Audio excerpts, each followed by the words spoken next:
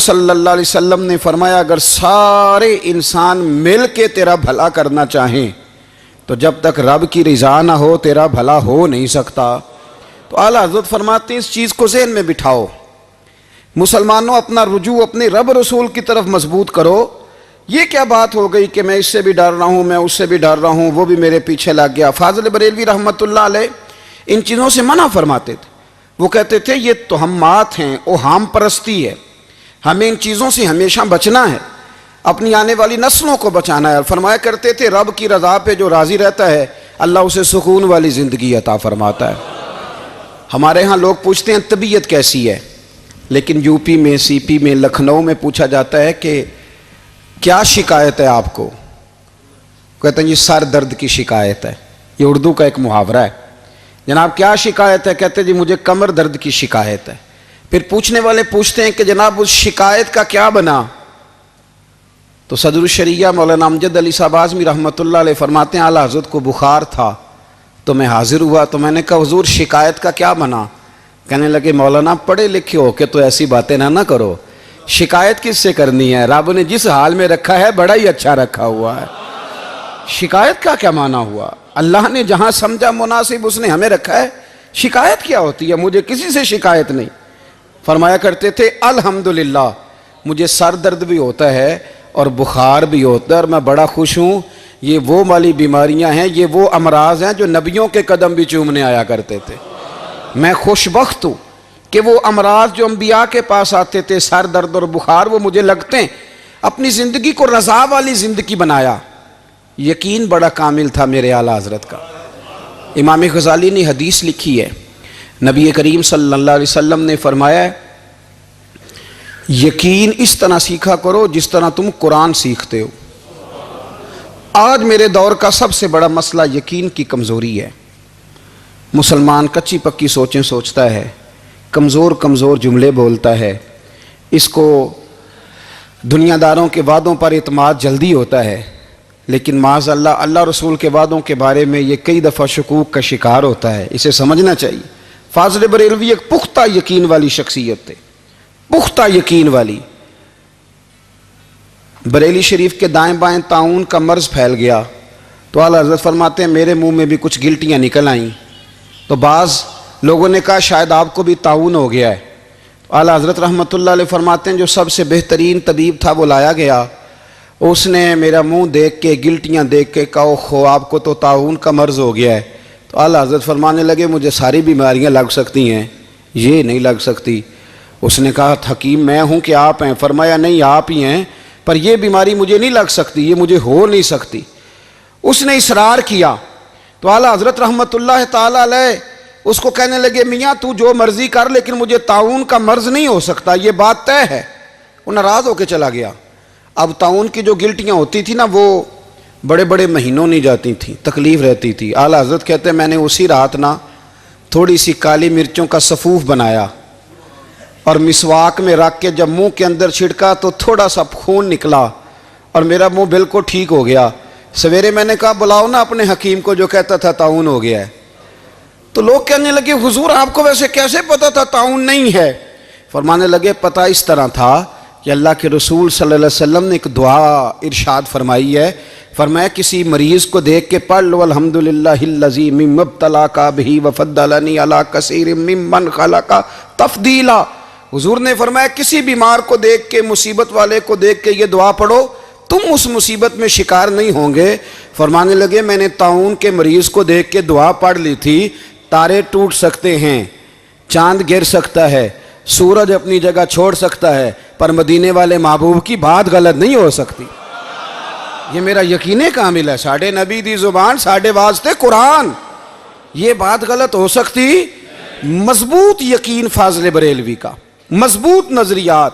اعلیٰ حضرت رحمۃ اللہ تعالیٰ علیہ سے کسی نے کہا آپ کس طرح کے مومن ہیں، کس طرح کے مومن ہیں؟ تو اعلیٰ حضرت فرمانے لگے میرا دل چیرو، اس کو کھولو، ایک طرف لا الہ الا اللہ لکھا ہوگا، دوسری جانب محمد رسول اللہ لکھا ہوگا، کھول کے دیکھ لو۔ ایک تو یقین کی پھر دوسری بات، خشک لوگوں کو زندگی گزارنے کا مزہ کوئی نہیں آتا، زندگی گزارنے کا مزہ اسے ہی آتا ہے جسے کسی سے پیار ہو جاتا ہے۔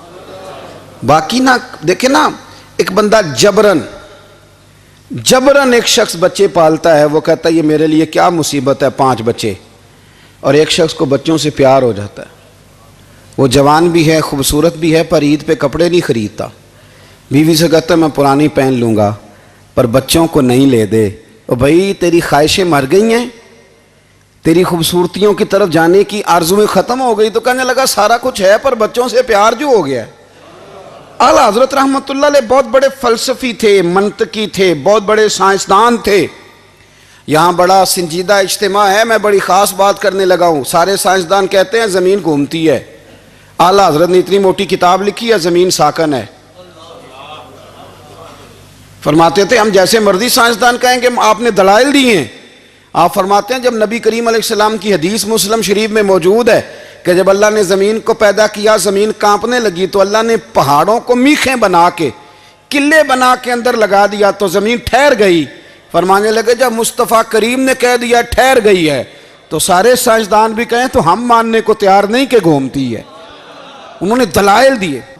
وہ ہمیں نہ روز کہہ دیتا ہے ڈاکٹر آپ کی طبیعت خراب ہے، کھانسی ہے، گھر میں کسی اور کو تو نہیں؟ ہاں جی ہے جی۔ وہ کہتا ہے اسی کی وجہ سے ہو گئی ہے۔ او خدا کے بندے، نبی کریم علیہ السلام نے فرمایا بیماری متعدی نہیں ہوتی، ایک سے دوسرے کو نہیں لگتی۔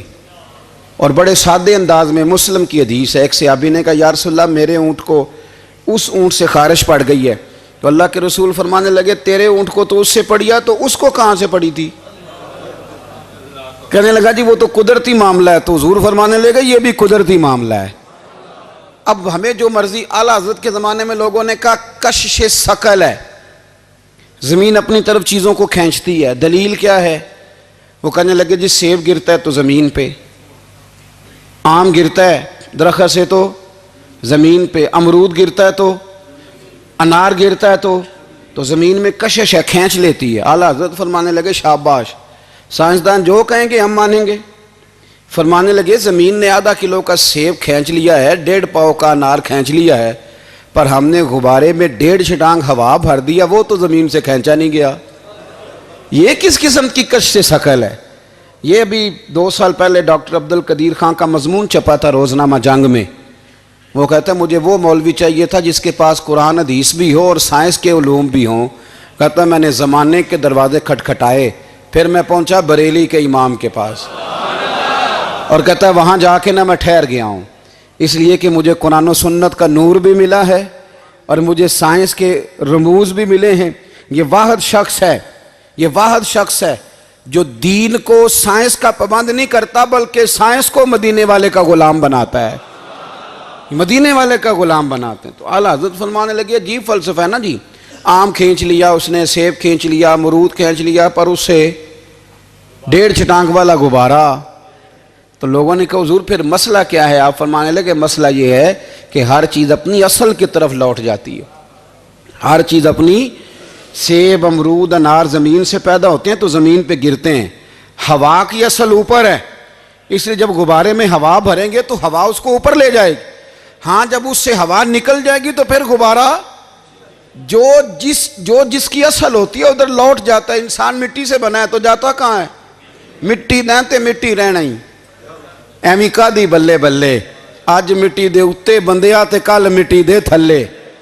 تو اعلیٰ حضرت رحمۃ اللہ تعالیٰ علیہ نے نا اپنے سارے علوم کو نبی پاک کا غلام بنا دیا۔ آپ فرمایا کرتے تھے آج لے ان کی پناہ، آج مدد مانگ ان سے۔